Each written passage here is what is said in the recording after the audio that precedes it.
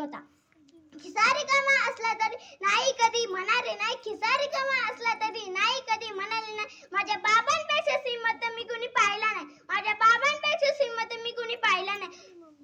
आज मी तुमच्या समोर मी जे काय बोलू शकते ते माझ्या बाबांमुळे. माझ्या बाबांनी मला निर्भीकता शिकवली. माझे बाबा माझा अभिमान आहे. किती संकट आले तरी दिवसभर हसणार आणि रात्री अंथरुणात रडणारा, कोणालाही दिसणार नाही मग मुलांसाठी रक्ताचं पाणी करणारा हा माझा बाबा.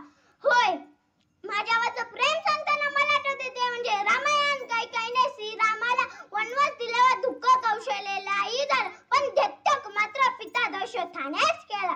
शुभाला संस्कार राजमाताने केले असले तरी शूरत्वाचे पैलू मात्र शाजी राजांनीच पडले.